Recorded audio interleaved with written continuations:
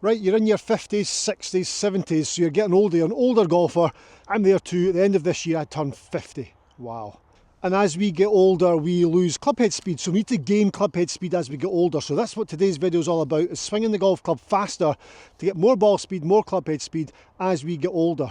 So the two things that cause speed within the golf swing, or that create speed in the golf swing, are rotation. So rotation of the body, that's something we lose as we get older. We lose flexibility, lack of flexibility, therefore lack of speed. However, not a huge amount of speed comes from there, but it is a speed source. That is the centre of rotation, so things that are further away from the centre is what generates more speed, which is what, as an older golfer, we can focus on. And today we're going to focus on the second source of speed, which is the rotation of the forearms. So forearm release into impact. So what the forearms do, if I can get my forearms working correctly, they add a lot of speed to the golf club. So I turn my body, even if that doesn't turn, there's going to be some movement towards target, but then the throw out action is the speed going down my arms, through my hands, through the grip, shaft to sweet spot, and that is speed right there. And when we get older, we can add the speed there, we can do it, we can. So if we can add speed from forearm rotation, we can then control the club face. If we've got more control of the club face at a square angle through impact, then we're going to increase distance as well. So we're adding speed and club face control. So think about what happens here. When we go through impact, you've probably seen this a million times. You come through impact to here, and you get to there, and this left elbow's up a little bit, because we can't really turn, we've not got the speed, we've got to here, and we've tried to help this ball a little bit into the air. Because we're older and there's lack of rotation from the body, we use the arms a little bit more, but we use them incorrectly. So that creates a little bit of a chicken wing, just a little bit, but that has detrimental effects on the club face and the path. So you're here, you come through, the body doesn't turn as much, but then we use the arms to try and help the ball into there, and we're here. Now when I'm here, look at the club face is slightly open. My left elbow is where it is, and I'm going to get this motion until I try and save, and away I go. So there, note where my elbow is. If I turn this upside down, this is incredible. And this is where clubhead speed comes in. If I was to turn that elbow upside down, the elbow starts here, it's only going to move to about here. My clubhead starts down there, and turn my elbow, so my elbow's moved from there to there, but my clubhead is now way up there with the face closed, compared to being away down here with the face open. I've turned it, now my club face is closed over, my elbows hardly move, but my club head has moved from down here all the way up to there, yet my elbows hardly moved.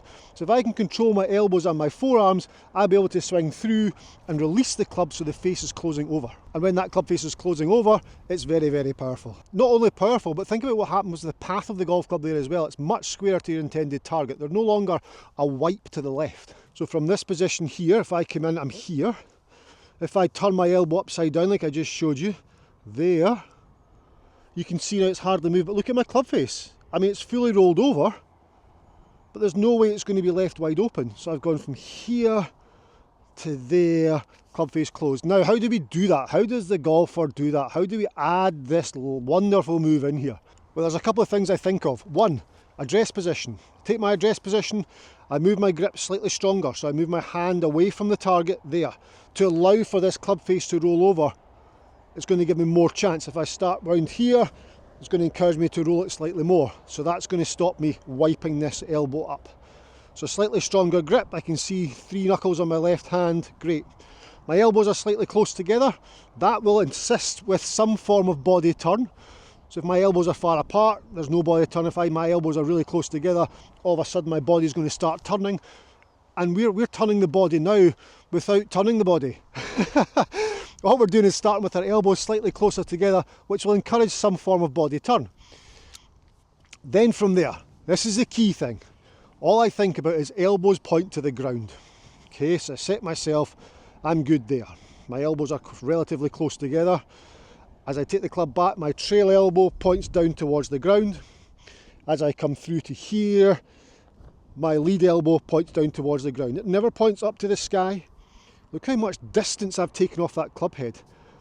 You can imagine my elbow's got in the same position there as it's got there. So my elbow's only moved the same distance, yet my club's travelled 10, 12 feet further in that short period of time, just from making sure my elbows point to the ground. So address position here, Great. Elbows are close together. Trail elbow to the ground, lead elbow to the ground. Trail to the ground, lead to the ground, trail to the ground, lead to the ground. There. And just hit a couple of soft ones to feel that. And you'll feel your forearms rotate on top of each other. There. There. I've finished.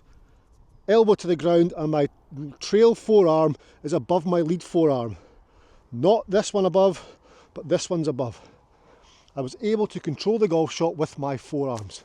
Trail elbow to the ground, lead elbow to the ground, and my trail forearm past my lead forearm. That's all I really thought about. In fact, I really just thought about elbow to the ground, elbow to the ground. No elbows point to the sky at any point of the swing. No elbows point to the sky at any part of the swing. That's never pointing to the sky there or there. It's pointing down to the ground, down to the ground, down to the ground, down to the ground. That's my thought. Elbows to the ground, elbow to the ground.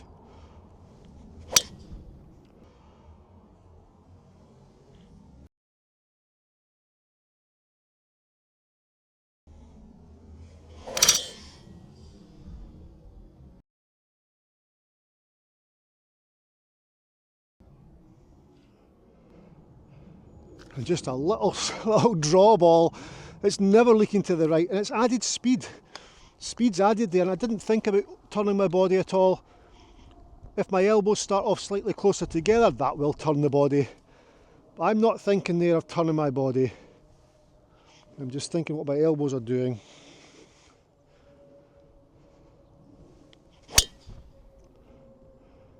Same again, and my finished position there, if I was to rewind this, in fact, I'll come around this way. This elbow points to the ground, and this trail forearm is higher. There. Very different from that, and look how far that club head travelled compared to where the elbow travelled. The elbow didn't travel any further from there to there, but the club head speed must have been increased because it's moved so much further within the golf swing. That was amazing, wasn't it?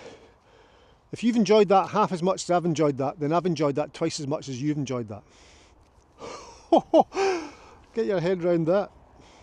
Elbow to the ground, elbow to the ground, starting with elbows slightly closer together.